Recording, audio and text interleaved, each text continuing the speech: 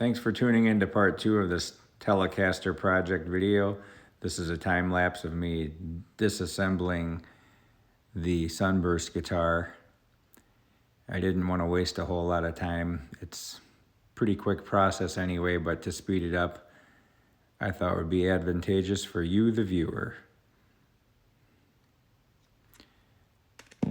I've already cut the wires and I'm pulling these parts off. Now we've got the husk of the guitar. I need to prepare it for the paint. So I'm using a Scotch-Brite pad and I'm scuffing up the finish. Fast forwarding here, I have marked off some areas that I would like to leave the sunburst show through, and I'm going to spray with some Sonic Blue nitrocellulose spray paint.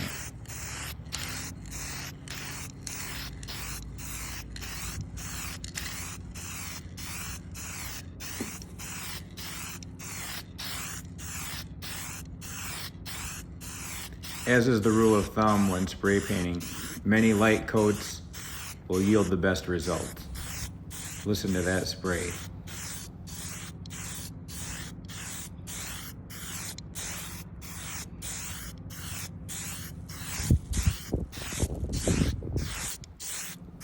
A tip for anybody out there painting their guitar body: be sure that you take some of the tape and mask off the neck pocket. You want that to be left unpainted so that when you put your neck back on, you won't have to fight the paint that is there. This is about the third coat of Sonic Blue. A nice light coat to ensure we don't get any runs or drips. Looking really good.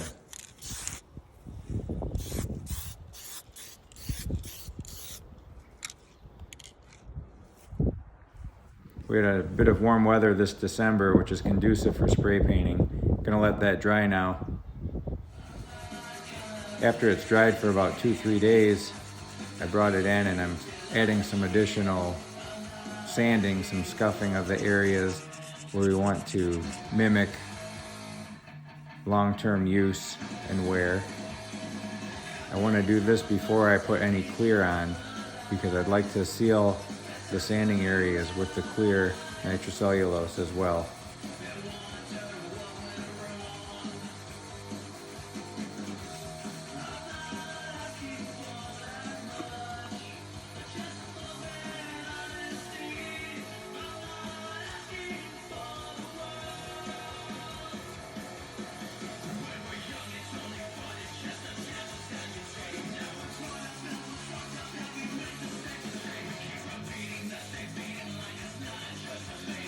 I gotta say, I'm pretty pleased with how the chipped paint surface worked out with the masking tape. I believe I'm gonna take a paint marker and outline the area where the blue and the sunburst meet. I saw that on another relic and I like the look of that. It gives it more depth look and it looks like it chipped off. So I'm definitely gonna do that before I spray it with some clear to seal that in as well.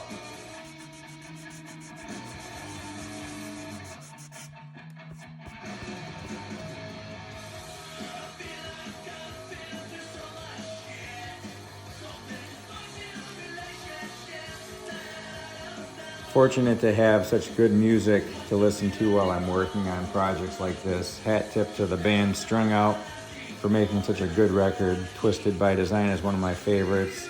And special thanks to my brother Mikey for the rad gift. It means a lot. I really appreciate it.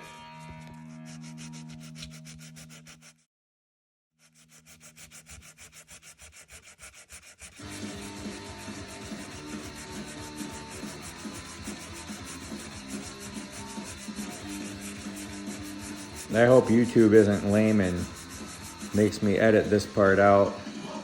It really does go with the project nicely, and just want to say that I do not own the rights to this music, but I sure do like it.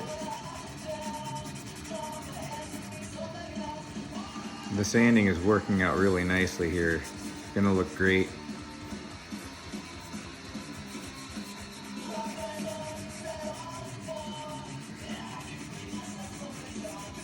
We've got some really cool looking clay dot inlays that we're gonna put on this laurel fingerboard. It's gonna give that 1950s, 60s fender look. So I'm going to the drill bit kit here, and I'm gonna find a drill bit that I can drill out the center of the plastic dot inlay. I wanna make sure that it's small enough that I don't damage the fingerboard itself. Then I'm gonna take my soldering iron, heat up the inlay and the adhesive underneath it, get it good and hot, and then use a pointy object like a scratch awl or a little screwdriver or an Allen wrench. And I wanna pop out the rest of the existing inlay. With a little bit of luck and a little coercion, pop right out. Nicely done. Now I've got some black super glue. This is Glue Boost that I'll use to set the new inlays in using a dowel.